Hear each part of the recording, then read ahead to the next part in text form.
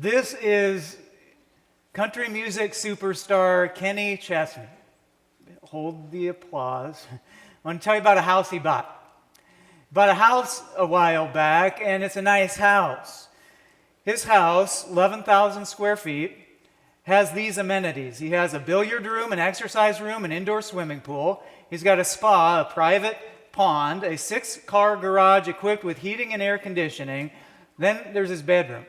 Here's what he's got in his bedroom. He's got a sitting room, a private porch, a custom coffee bar, dual dressing rooms, and not just one, but he's got 2 bathrooms. One of them contains a 10-headed shower with programmable temperatures and marble poopers. Just got the attention of all the kids sitting around the family tables. It's a nice house. But there's a catch. When the book of Ruth begins, Ruth has nothing. She's a Moabite widow who's going back to Israel with her mother-in-law Naomi. When chapter 3, we discover this is a great love story. She meets this man, Boaz, and we see Ruth and Boaz. They meet, they fall in love, they decide to get married. That's not the end of the story. There's one significant complication between these two and living happily ever after. Let's pick it up in chapter 3, verse 12. This is Boaz, and he says this. He says, "Although it is true that I am a kinsman redeemer of our family, there is another who is more closely related than I." See, back in these days, legal provisions were established so that widows would be provided for. The closest male relative was called the kinsman redeemer and was responsible to take care of the widow and their household. Boaz, he was a relative, but he was not the first one in line to marry Ruth. There's another guy who's got the legal right to marry Ruth first.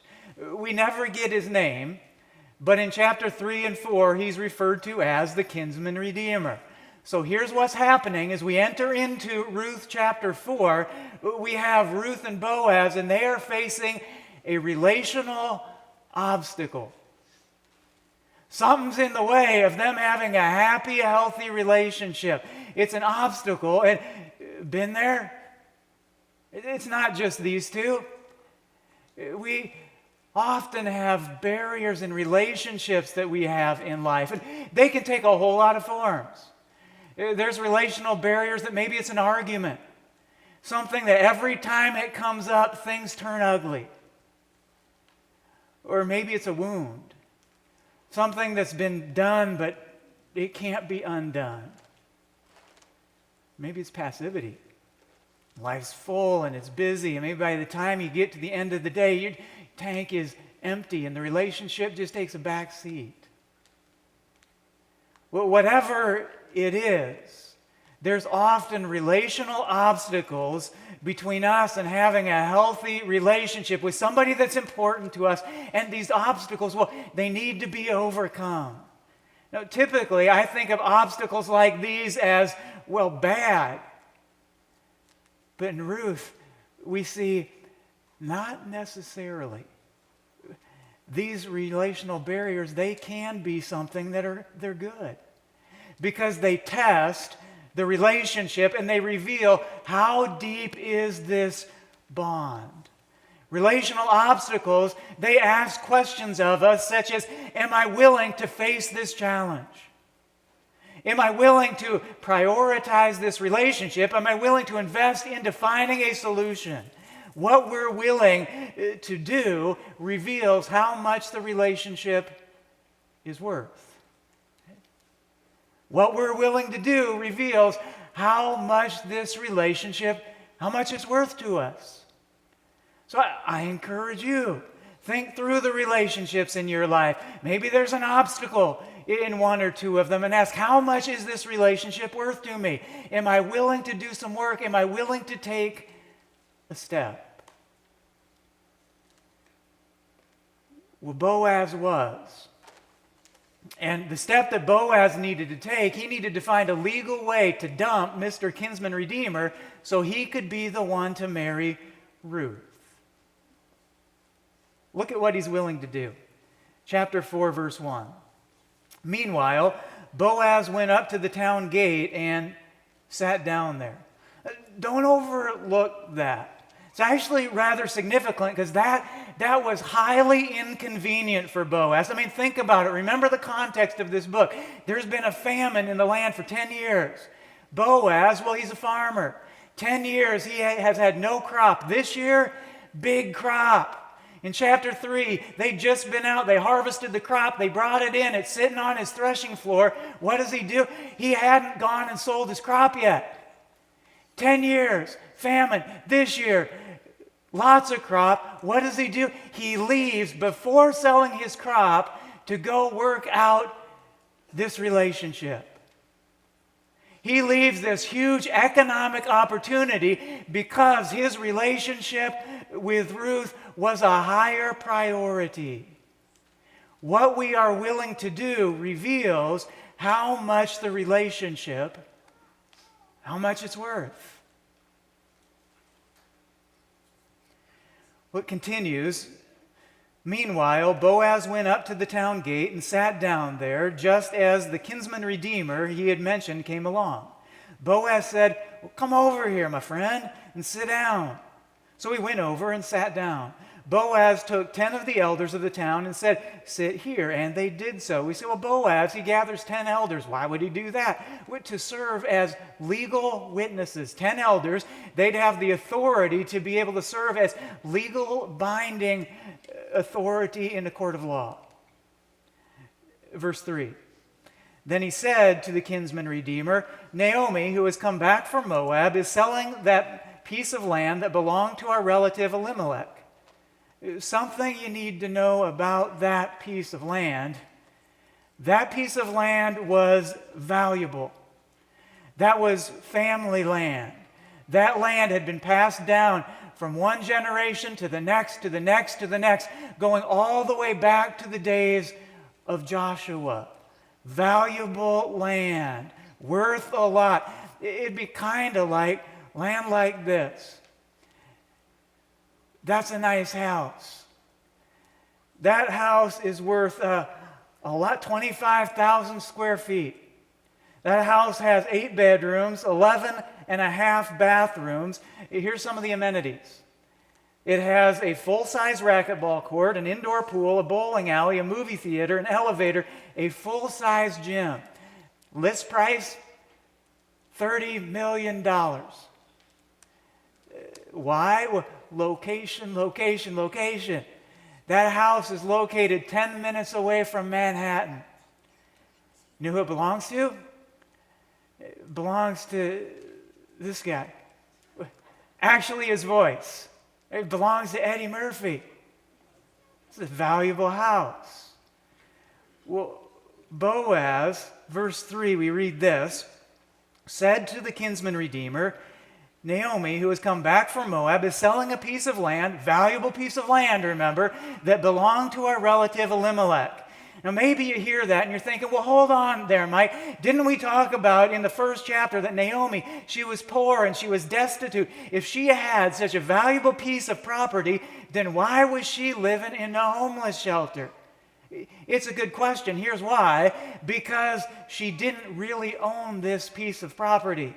Most scholars believe what's going on here is that Elimelech, he sold this land. He sold this family land before they left for Moab. Now, Hebrew law, it gave the original family the opportunity to buy the land back. Here's Naomi. She wants the land, but she's poor. She can't afford it. She doesn't have what it takes to buy this land back. So the kinsman redeemer has the opportunity to buy the land back and bring it back into the family. So you say, well, who's this kinsman redeemer? Who is he? Where is he? We haven't seen him. We haven't heard of him. In the first 3 chapters, where is this guy? The kinsman redeemer, he's the closest male relative to Naomi and Ruth. He's the one who's legally and spiritually responsible to take care of them. Ruth, Naomi, they're poor. they're hungry, they're lonely. Where's this kinsman redeemer? What did he do? Well, nothing. 3 chapters. This guy has done nothing. And that's his problem. His issue was an issue of apathy. It was an issue of passivity. It isn't what he did wrong. It's what he didn't do right. He had an opportunity to help. He had an opportunity to bless. He had an opportunity to do good, but instead, he did nothing. Anybody else have that tendency? I do. Man, I think it's a whole lot easier to do nothing. The prayers we don't pray. The Bibles that never get open. The adventures we don't take, the battles we don't fight, the races we don't run, the people who have need that we don't help, the relationships that we never deepen. Anything in your life that the Holy Spirit might be saying, don't be like that passive kinsman redeemer. Anything in your life where the Spirit's saying, take this step, go there, do that. This guy, this kinsman redeemer, he did nothing. Hasn't helped his family, even though they're clearly in need, hadn't done anything. Well, now we get to chapter 4. He hears, well, there's land. Naomi has land, and land is available to you. You have a right to it. What does he do now? Now that he knows there's land, how does he respond? Well, check this out, verse 4. Boaz is talking to him and says, if you will redeem it, do so. But if you will not, tell me so I will know. For no one has the right to do it except you, and I am next in line. Here's what this original kinsman redeemer says. He says, I will redeem it. When he finds out there's land involved, he says, I'm in. Dude is a fool. You see, remember this house? It's Kenny's house. Nice house, beautiful house, gorgeous house, but there's a catch. His house, when he bought it, well, it's located in a floodplain. You know what happened to Kenny? This did. Bummer. Or how about Eddie Murphy's house? You know, big house, nice house, great location. He purchased it for $30 million. Today, it's on sale for $15 million, half the price. You say, well, why? Well, one of the reasons, $200,000 worth of taxes each and every year. You see, things aren't always as they seem. One of the things we learn as we dig in from this kinsman redeemer is, well, we need to do our due diligence. We need to do our homework. There's an important place for legal, ethical business. This kinsman redeemer, you know, he didn't survey that land. And he didn't appraise the value. He didn't go get a contract. He didn't bring the elders together to do anything official. He didn't consider, well, what are the additional costs to this property? Some followers of Jesus think things like, well, if I love God, if I just love God good enough, then everything, I'm good to go. Well, no. We also need to use our brains. We also need to conduct business and live wisely. There are things like spending and saving and housing and life insurance and health insurance and retirement and college funding. These things aren't unspiritual. It's part of taking care of a family. We want our family to love and to follow Jesus. We also want them to have a roof above their head and food in their mouths and to be able to have an education in their future. Be smarter than this guy. He didn't know what all he was getting into. See, he said yes to that land, but what he didn't even realize yet, that land didn't come alone. There was some fine print in this deal. That land, It came with a mother-in-law. Not a selling point. And that's not the only thing that it came with. Verse 5. Then Boaz says, on the day you buy the land from Naomi, you also acquire Ruth, the Moabite, the dead man's widow, in order to maintain the name of the dead with his property. Comes with a mother-in-law and a wife. See, this guy, he's thinking, I'm not so sure about that deal. Here's how he responds. Verse 6, at this, the kinsman redeemer said, well, then I can't redeem it, because I might endanger my own estate. You redeem it yourself. I cannot do it.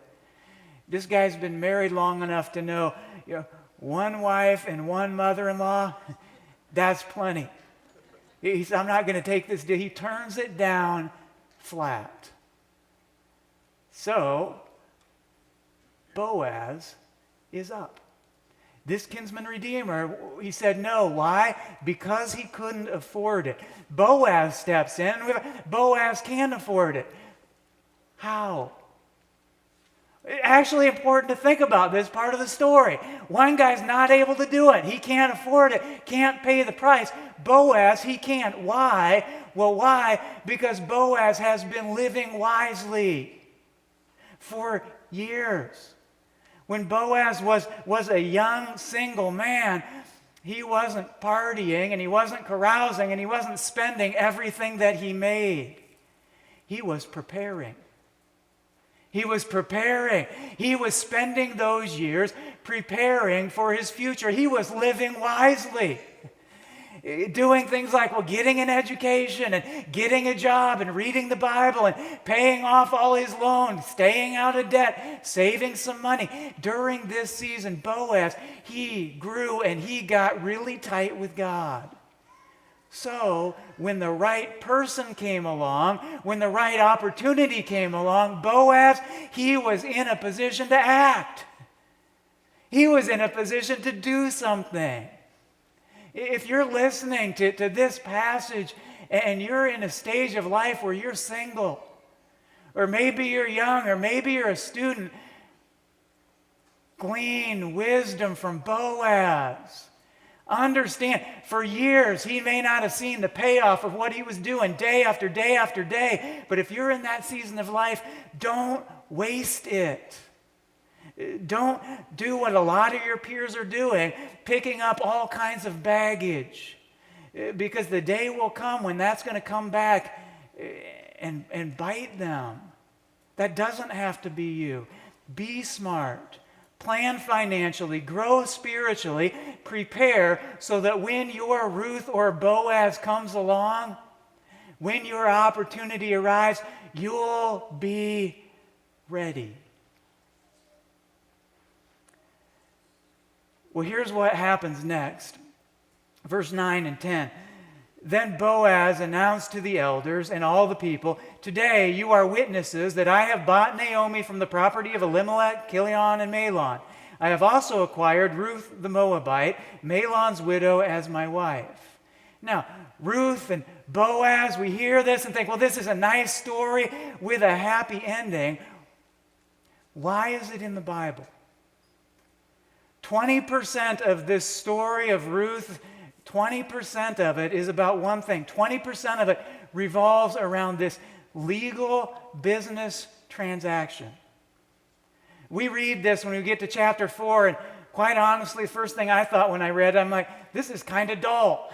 This is a little boring. I don't really care about their business transaction. Why is that in here? Why is that so important? Well, let me get at it this way. Let me ask a few questions, and I think these questions might get at what God is saying here, because Boaz is foreshadowing someone else.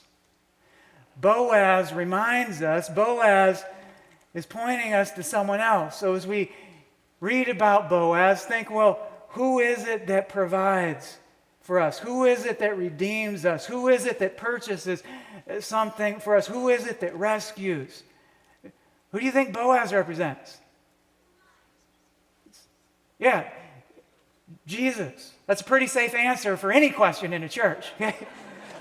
It's Jesus. Boaz represents Jesus. Ruth may be a little bit harder, but I think you'll get it. Who does Ruth represent? Well, remember what we know about Ruth. She's poor. She's helpless. She's broken. She needs rescue. Who does Ruth represent in this story? Yeah, us. Ruth represents you and Ruth represents me. So we got Ruth, we got Boaz, we got God, we got us. There's still one issue that's going on in this book of Ruth. Here's the issue. Something is standing between a relationship between Ruth and Boaz. Right? There's still a complication. They want a relationship. They want to enter into this covenant relationship with each other. But Ruth still needs to be redeemed. So how does that happen? That's what chapter 4 is about. What does Boaz do? What's his role? Verse 9. Look what he did. He said, "Today you are witnesses that I have bought from Naomi all the property of Elimelech, Kilion, and Mahlon." This relationship, it's beautiful, it's romantic, we like it, but don't forget, it cost Boaz a lot. It was expensive. He had to leave his home. He had to leave the field. He had to leave his family. Boaz, he paid a price. He made a sacrifice. Starting to sound familiar? Then how about Ruth? I mean, this book, right, is named after her. So what about Ruth? What in chapter 4, during this legal business transaction, what does Ruth do? Nothing. Chapter 4, check it out. Ruth does nothing. Ruth is sitting at her home doing nothing. Don't miss that. Ruth chapter 4, what we see going on here is Boaz did all the work. Boaz did everything that needed to be done. So chapter 4, here's what God is showing us. Boaz comes in this chapter, and he does everything. All the business, all the work that needs to happen, he does it. And how about Ruth? What's her role? What does Ruth do in this chapter? Well, Ruth does this. She does nothing. That's what's going on in chapter 4. Boaz does everything. Who does Boaz represent? Jesus. Ruth does nothing. She's sitting at home. What does she represent? She represents us. Making the connection here? See, when Jesus was here, he didn't go up to all the nice, good, religious people and say, "You guys are doing great. Way to go. Keep up the good work." He didn't do that. Rather, he goes up to the people who their lives are just all jacked up. They're messed up. And he says things like, "Man, is this going well for you? Is this really how you want to do life? Because it seems like something is off." And they're like, "Yeah, can you help?" And he says, "Yes." And he does, and they change. They change, and they recognize this Jesus, he cares about me. This Jesus, he's wise. He knows how this life works. This Jesus, he's worthy of my trust. And they change. Their hearts change, and their minds change, and their lives change. And in response, they say, "I'm going to put my trust in him." Ruth chapter 4. Boaz does everything. Ruth does nothing. Boaz represents Jesus, and Ruth represents us.